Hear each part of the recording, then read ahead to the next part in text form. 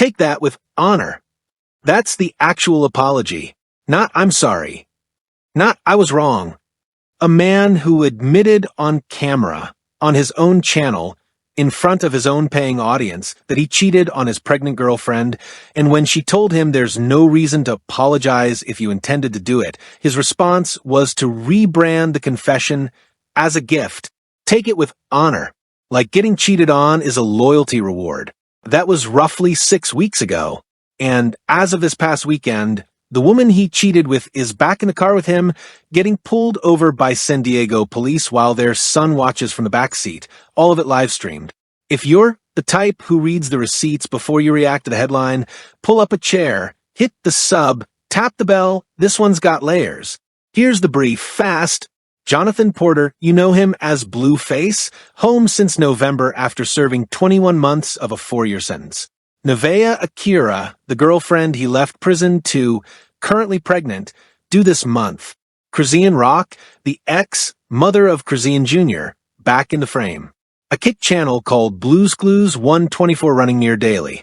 And a man who sat in front of his chat this week and explained, in his own words, the internal operating manual for all of it. He calls it the circus.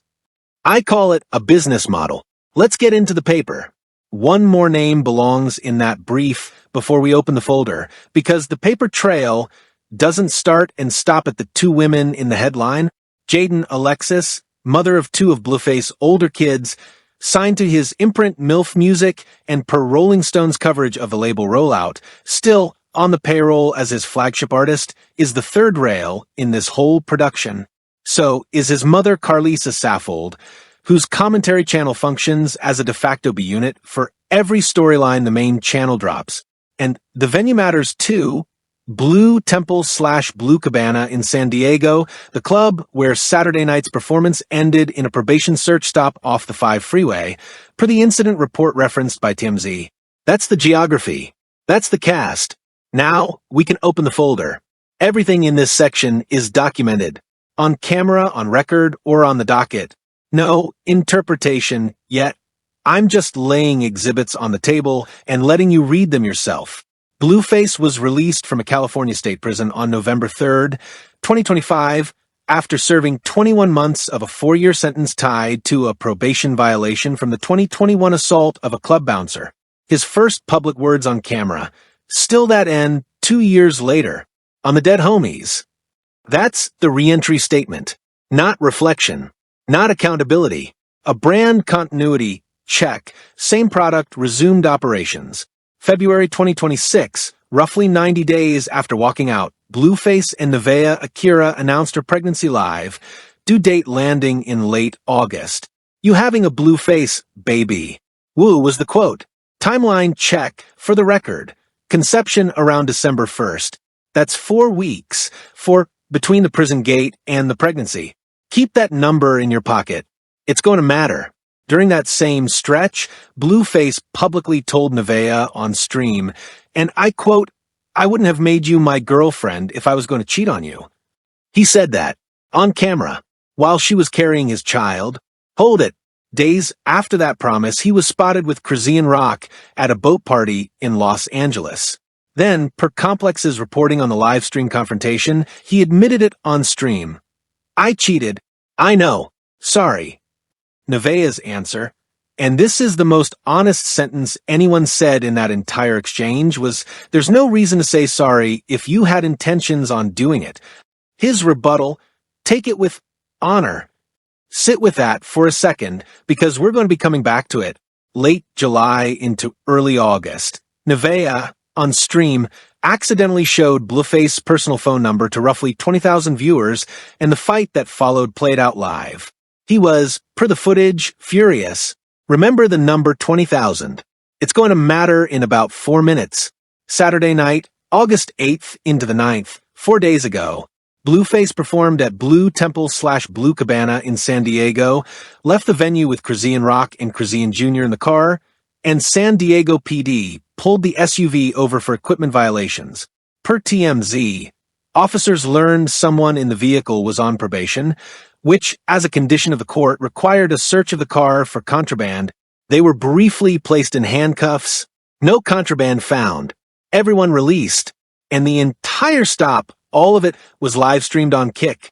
And this is the one the tape was built around. This week, on stream, Blueface explained the whole system to his chat, unsolicited. And I need you to hear the actual language, because the language is the receipt. I'm putting these women through the same process, like it's a career. They all getting processed the same. A career. His word. Yeah, I got a hazer. Put that through Hell Week. If she breaks, that ain't the one for me.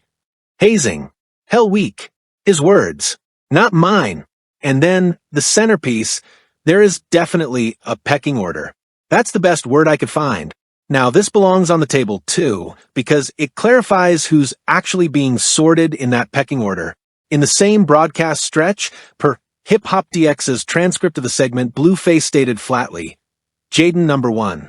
She been number 1. Rock number 2. Nevaeh she gotta earn her stripes. He named names on the leaderboard. Out loud. On the record. Nevaeh, the pregnant one, was told, in front of the chat, that her ranking was conditional and that the mother of his older kids held the top slot by default. He laughed after he said it. She did not. The Milf music paperwork. According to Billboard's rundown of the label's Q1 filings, Jaidyn Alexis is signed as the imprint's flagship artist under a 360 style split that routes a portion of her touring, publishing, and merch revenue back through the label. Meaning Blueface, as the label principal, is collecting on the woman who's ranked number 1 on the pecking order. It's not just a relationship hierarchy, it's a P&L. USPTO records list a trademark application filed under the mark The Circus in Class 041, Entertainment Services live stream programming, with a filing date that lines up inside the same 40-day window as the pregnancy announcement per the public USPTO TSDR file. Read that back slowly. The man branded the circus as a business before he told the audience the circus was a business. On the domestic court side, all hip-hop's coverage of the family court docket confirms an active custody arrangement covering Chrisean Jr. that includes an explicit provision about the child's exposure to live-streamed content. I'm going to say that one more time. There is on paper in a courtroom a written provision addressing what this toddler is and isn't supposed to be filmed inside of. And on Saturday night, that toddler was in the back seat of an SUV during a police stop that streamed to Kick in real time. Okay, so, the paper is on the table. A promise not to cheat, followed by cheating within days. An apology converted into a loyalty program. A pregnant partner's phone number slip detonating in front of 20,000 people. A probation status traffic stop with the ex and the toddler broadcast live. And a self-narrated admissions tape describing the women around him as acts being processed through a hazing pipeline with a pecking order. That's not my characterization. That's his transcript. Now, let's sequence it, because the order of operations is where the story actually lives. November 3rd, release. December 1st, conception. February, pregnancy announcement. Spring, I wouldn't have made you my girlfriend if I was going to cheat on you. Days later, boat party with Chrisean. Then the on-stream confession. Then, this past weekend, the San Diego stop with the same ex in the car, the child in the back, and the cameras running. Lay that on a calendar, and one thing becomes obvious. The chaos isn't random. It has a production schedule. And here's where I have to stop and reread my own notes, because, wait, back up, look at the audience funnel. Every single escalation happens on stream. The pregnancy reveal, on stream. The cheating admission, on stream. The phone number fight, on stream. The police stop, on stream. The processing philosophy lecture, on stream. Nothing in this man's post-prison life happens off camera. Not one beat. Now, layer the economics on top of it. Because, while all this was airing, the chat wasn't just watching, the chat was paying. In the same broadcast where he explained the pecking order, he was reading a live leaderboard of gift givers by name. Roanna's in first place with 75. Bailey Baby dropped 50. You need to get on the board. If your subs are still baby blue, you're a baby blue retriever. When you start turning golden, you're a golden retriever. He has gamified the audience the same way he describes gamifying the relationships.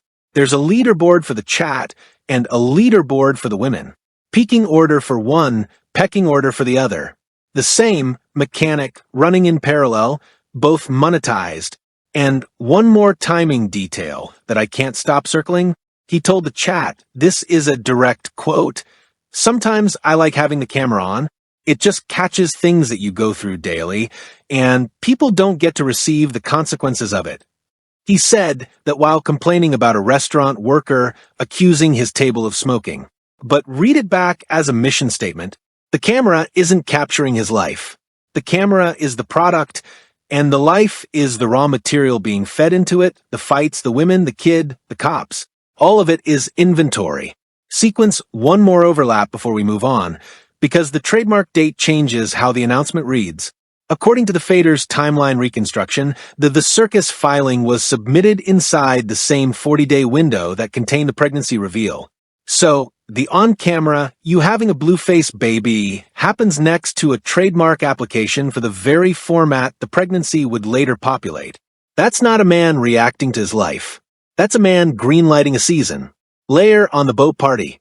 The boat party wasn't a random Wednesday. Per Complex's follow-up on the LA Marina footage, it took place the same weekend Chrisean Rock had a promotional appearance in Los Angeles that had been announced 2 weeks in advance on her own socials. The ex's calendar was public, the overlap was foreseeable, and the confession followed inside 72 hours. Read it back to yourself in that order. Public appearance announced, boat photo lands, confession follows, and the sequence stops looking like a slip and starts looking like a scheduled beat. And the leaderboard mechanic isn't a Blueface invention, it's a Kick platform feature. Variety's reporting on Kick's monetization architecture notes that the platform pays out creators on a revenue share model weighted toward gifted sub-volume and session length, meaning the exact behavior he was rewarding on stream, top of leaderboard callouts, gold tier badge names, extended stream time to keep the ranking live, was the behavior the platform's payout math rewarded him for producing. Neither party invented this. They found each other. One recalibration, and then we move. Because I keep looking at the November 3rd release date next to the trademark filing date next to the pregnancy announcement, and the more I look at that stack, the more I notice that the album he'd been sitting on before prison, the one his fan base spent 21 months asking about, has still not dropped. 90 days from the gate, no album. But a channel, a slate, a filing, and a due date, all in place. If the music was the point, the music would be the priority. It isn't. The programming is. Okay, so if that's the machinery and the receipts say it is, then the question isn't why Blueface runs the circus. The question is why anyone volunteers for Hell Week. Hold that. I want to shrink down to 3 small things. 1 clause, 1 number, 1 phrase. Because the small stuff is where the honest story hides. First, the clause. Go back to the apology. I don't have intentions on going to be with somebody else. My apology, take it with honor. Read that sentence the way a contracts lawyer would. I don't have intentions is present tense. It's not I didn't intend to. It's not I won't again.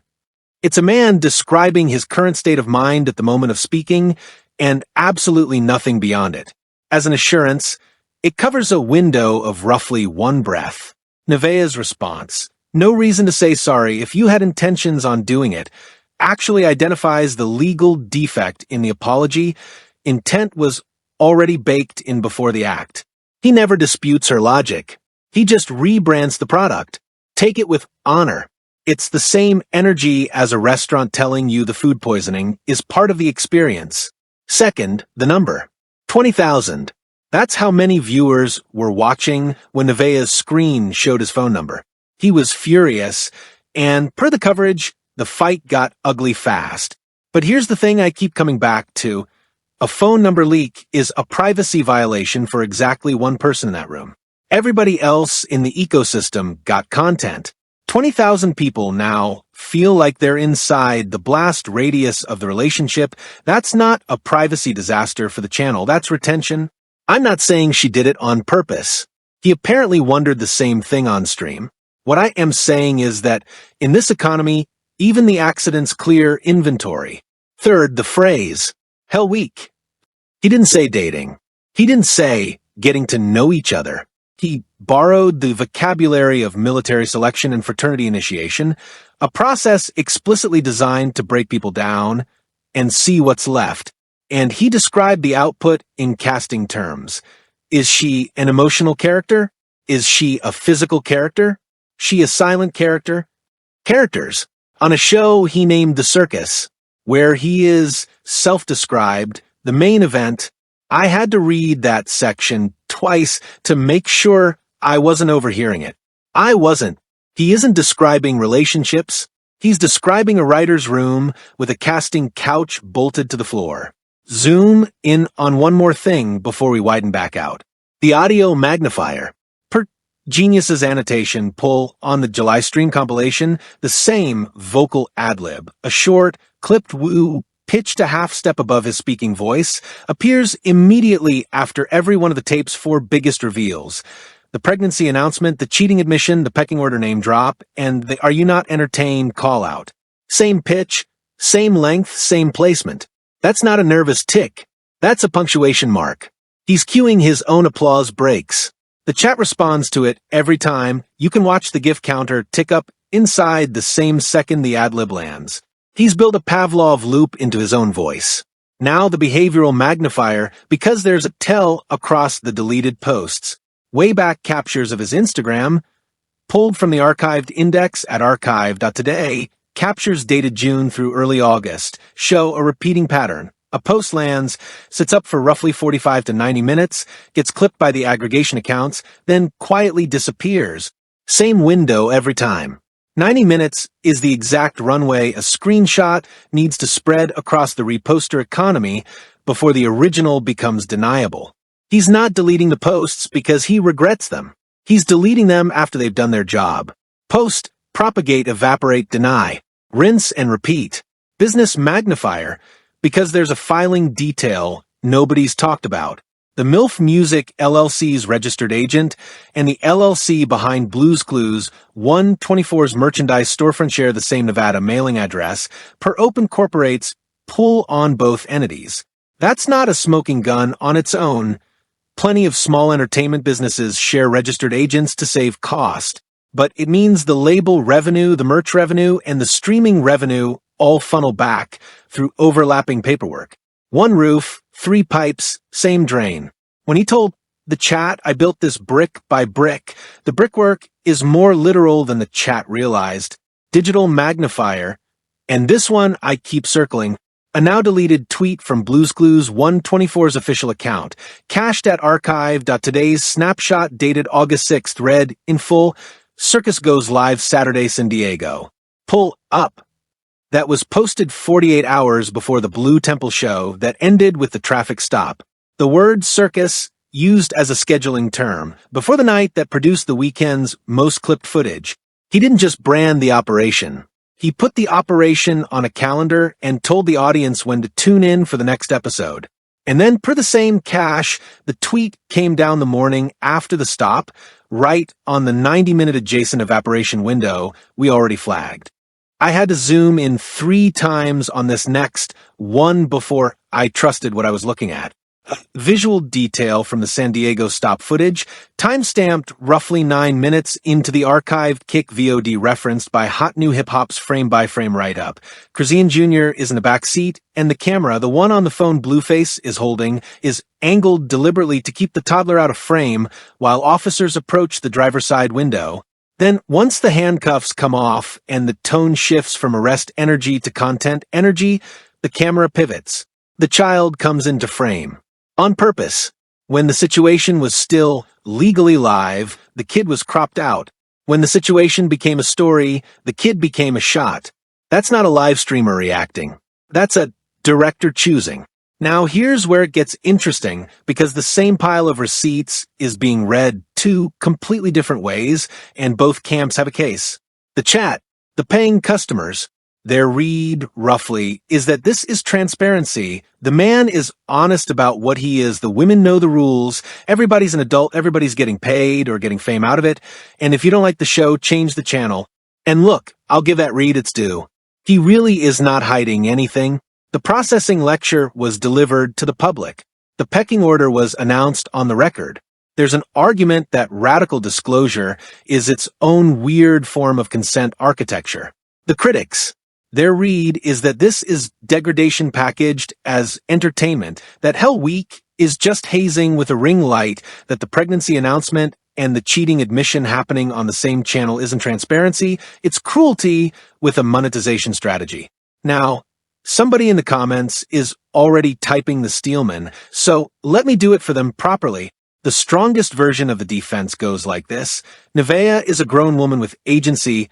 She got with him knowing exactly what the circus was. She said on stream that his exes are waiting for her to leave, and it's never happening. She is, by her own words, a willing headliner. And when the restaurant worker came at the table with that smoking accusation while a 4-year-old and a pregnant woman were sitting right there, Blue was the wronged party, and the camera was his protection. Fair points, genuinely. But here's where the paper pushes back. Because the defense collapses on one detail, Superior, Nevaeh's son, a child who, per Complex's account of the stream, was in the room while Blueface told his mother, and I'm paraphrasing the censored version, that all she knows how to do is perform a sexual act. She had to say on camera, don't say that in front of him. He can go to school saying the kid hears it, the kid repeats it. The kid is inventory too, and nobody consented on his behalf. And that same weekend, a different child, Chrisean Jr., was in the back of an SUV while its occupants were handcuffed on the side of a San Diego road on camera for content. So, the everybody's a consenting adult frame survives contact with the cheating receipts. It does not survive contact with the back seat. If you were in that chat watching the stop go down, I want to hear it. At what point does the kid in frame change what you're watching? Drop your line in the comments. I'm curious where y'all draw it. Now, let's talk about how the outlets themselves framed all this, because the coverage divergence is a receipt in its own right. XXL's write-up of the pecking order stream leaned hard on the word controversial, 5 uses across an 800-word piece per the archive copy, while carefully avoiding the word abusive. That's a legal review flavor of editing. The verbs it chose, sparks, reignites, stirs, treat the story as weather. Something the man is inside of, not something he's producing. Rolling Stone read it opposite. Their column on the same footage reached for the language of manufacture, orchestrated, engineered, curated, and named the pipeline explicitly as a content operation. Where XXL treated Blueface as a subject in a storm, Rolling Stone treated the storm as a Blueface product. Same footage, same week, opposite subject positions in the sentence. That's not two outlets disagreeing about facts. That's two outlets disagreeing about where to put the verb. The Carlisa camp, his mother's audience, ran a third framing entirely. Per a vibe roundup of her commentary streams, Carlissa's read positioned Nevaeh as a clout chaser who benefited from exposure and Chrisean as a recurring problem the family absorbs. The pattern reads as a family-first framing. The son is protected, the women are variables, and notably, her stream numbers spike on the exact days the main channel produces its biggest incidents. Same content weather system, different broadcast tower, same rain. Now, let me Steelman the read I haven't done justice to yet, because the version above focused on Nevaeh. There's a separate defense circulating in Chrisean's fan camp, and it deserves the beat. The claim is that Chrisean is not a cast member being processed, but an ex who shares a child with the principal, and that treating her Saturday night presence in the SUV as content strips her of her own agency as Junior's mother. Per a widely circulated headline in Wrap-Up's coverage, the pitch was family, not content. That's a real argument. She is Junior's mother. She does have a right to be in a car with her son and the father of her son without the whole thing being labeled a bit. Fair. Genuinely. And here's where the paper still pushes back, using callbacks only, not requotes. The scheduling tweet from 48 hours before the stop. The camera angle that hid the toddler until the arrest energy dropped. The circus language used as a calendar term. The evaporation window deletion the morning after. The overlapping registered agent that routes the merch pipe. And the trademark filing that predates the pregnancy reveal. You can love someone and still show up in their content slate. You can share custody and still be scheduled. The two are not mutually exclusive. But when every one of those variables lines up, family, not content, starts describing an ideal, not the tape. The mainstream read on all this is simple. Blueface is chaos, the circus is toxic, the women should leave, next story. Every outlet running this story is running some version of that frame. Messy man, messy relationships, messy live streams, rinse, repeat. The Hollywood Reporter's brief on the incident filed it under celebrity messiness and moved on inside 2 paragraphs. Pitchfork didn't cover the tape at all. That's the register the industry press picked. Too messy to ignore, too crude to interrogate. But that read is too small. And honestly, it's the read he wants you to have, because chaos is a word that absolves the architect. Chaos just happens to people. Nobody builds chaos. Here's the sharper version, and I'll say it plain. The circus is not a relationship structure that keeps catching fire. It's a media company with a hazing-based HR department, and the fires are the programming. Follow the money mechanics. He got out of prison in November with a music career that had been iced for 2 years. Within weeks, a new channel, a new cast, a pregnancy storyline, a cheating storyline, a police stop storyline. 90 days from the gate to a pregnancy announcement. That's not a love story moving fast. That's a content slate greenlit on a deadline. And it worked. The channel pulls, the gifts flow, the clips farm across every platform. He told the chat the quiet part himself. I built this brick by brick. Nobody's coming to see you. They're coming to see the whole, as a whole. He's right. That's the tell. He doesn't see the women as partners or even as co-stars. He sees them as ensemble cast in a production he owns outright, where he's the showrunner, the lead, and the syndication deal. The pecking order isn't a relationship dynamic. It's a billing hierarchy. And hell, week isn't courtship. It's the audition process for a role where the job description is absorbing public humiliation at scale until you either break or become a draw. Now, let me be honest about the limits of my own read here, because I can hear the counter coming. It's possible, genuinely possible, that this is all just who he is, unplanned, unfiltered, and the money is downstream of the chaos rather than the reason for it. I've gone back and forth. But the reason I land where I land is the leaderboard. You don't accidentally build a ranked gift economy with named tiers and live callouts and first-place shoutouts. That's design. Somebody who monetizes his audience's devotion down to the color of their badge does not leave the other half of the operation to chance. Add to that the trademark, the scheduling tweet, the evaporation window deletion, the overlapping registered agent, the half-step woo as a Pavlov cue.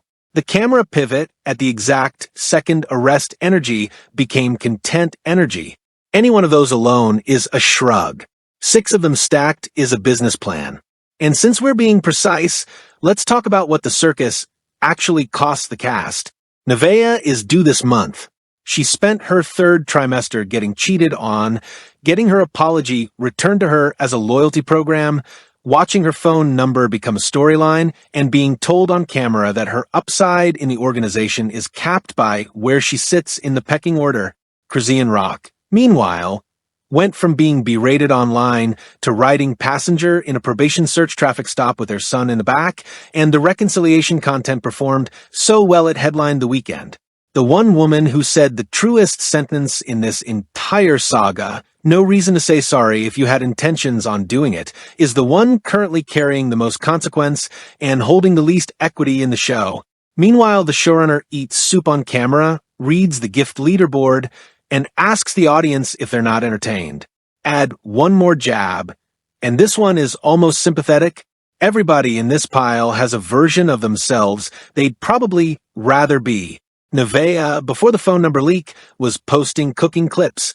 Rock, before the SUV, was posting workout footage with the toddler on her hip. Jaidyn, before the label deal, was posting freestyles. Somewhere behind the ensemble cast are 3 women with a boring version of a good life on their own timeline. The showrunner monetized the loud version and quietly benched the quiet one. That's the trade, and the trade is real, and it deserves to be named without a punchline sitting on top of it. And the dry version of that same jab.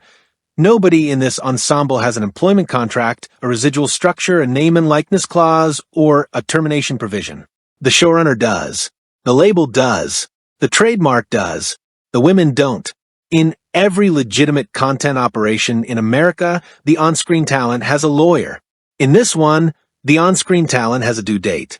And now the absurdist version because it earns a smile before we sober back up.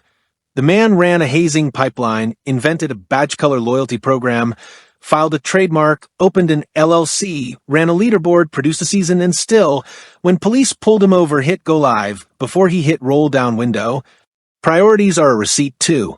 And the thing is, they are. That's the part nobody wants to sit with. The circus works because the audience shows up. He asked the chat that exact question this week. Are you guys not entertained? And 20,000 people answered with their wallets before he finished the sentence. He also told the chat he'd consider adding a new character because the characters are getting washed up. His words about the women in his life. Washable, replaceable, seasonal. I want to answer the small question I planted earlier quietly because it's been running under this whole verdict. If the album has been sitting on the shelf since November and the channel has been printing since February, then the music was never the vehicle. The music was the pretext for the platform. The rap career was the reason he could bill himself as an artist with a story. The story is the actual asset. And the women and the children and the traffic stops and the pregnancies and the apologies that weren't. Those are the episodes. That's the answer to the microloop. He didn't fail to release the album. He upgraded to a format where the audience doesn't need one. So no, I'm not going to soften the reed. The circus doesn't have a toxicity problem.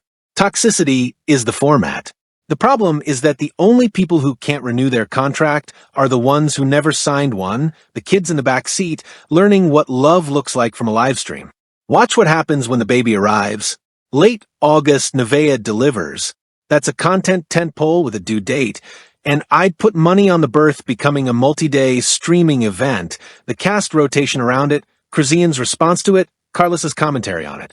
Don't be surprised if the first week of that child's life outperforms every stream that came before it, and don't be surprised if the pecking order gets publicly re-ranked within days of the delivery.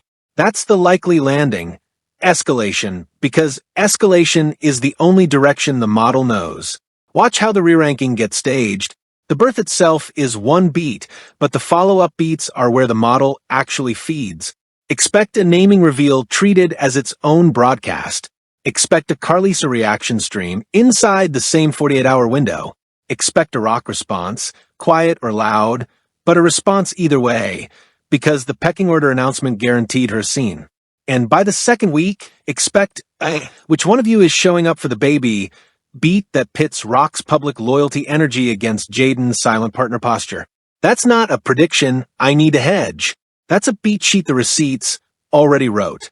The failure prediction for the opposition here is that the he's grown, he's changed camp will point to the baby's arrival as evidence of maturation, and the receipts will collapse that read inside a week once the birth stream monetizes at a rate that only escalation explains. The wild card is the legal layer, and it's not small. Someone in that SUV Saturday night is on probation per the police, and probation plus live-streamed police contact is a combination with a paper trail that doesn't care about engagement metrics. One conditions violation, one new charge, one judge who watches clips, and the showrunner is back behind the wall while the circus keeps streaming without him. And here's the part nobody's pricing in.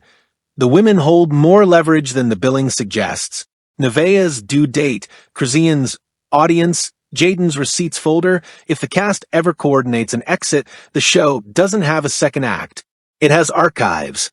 Watch how the legal layer cascades if it moves. Once a probation officer files, the discovery window opens on the archived streams as potential evidence, and every clip he ever monetized becomes something a court can subpoena. Don't be shocked when the aggregation accounts start scrubbing on their own quietly once a filing lands, because the reposter economy is not built to survive a subpoena. By the time an evidentiary hearing calendars, expect a temporary channel hiatus dressed up as a personal reset. That's the standard PR beat when a docket entry becomes public. And once a violation hits, if it hits, expect a farewell stream framed as a tour finale because the model can't accept the word custody. The failure prediction for the opposition. It was just a traffic stop. Nothing came of it. Reed will hold up right until the third kick VOD gets flagged, and then it won't. And then there's the residue, the 5-year version of this story. By the time Chrisean Jr. and the new baby are old enough to search their own names, the entire archive will be waiting. The processing lecture, the pecking order, the apology that wasn't the stop on the side of the road with the handcuffs. It'll all be there, clip by clip, monetized once and permanent forever. And once the dust settles, the industry takeaway won't be about Blueface at all. It'll be the blueprint he proved out. That personal degradation, properly serialized, is a renewable revenue stream, and the platform will keep paying for it until the audience stops renewing. Watch how the 5-year residue splits into 3 tracks. The children will grow into a search engine environment that no filter can fully sanitize. Expect the first child speaks publicly be around age 9 or 10, and expect it to break every metric the parent streams ever set. The cast will disperse, because ensemble shows don't age, they atomize, and one of them, most likely Rock, will write the definitive account in a book or a docuseries, and it will not be kind to the archive. And the platform itself will feel the drag. Once one kick creator's monetized personal life format gets litigated into a case study, expect a policy revision that quietly closes the loop. The failure prediction on the opposition read here is that the internet forgets claim, it just reindexes, and by the time these kids are adults, the clips will surface higher, not lower, because engagement compounds on names that resurface. Somebody in the comments asked last week whether any of this is even real. Wrong question. The real question is whether it matters if it's real, because the checks clear the same either way. So here's where it closes. I asked you earlier why anyone volunteers for Hell Week. The tape answered it. Because in the economy he built, the worst seat in the circus still beats no seat at all.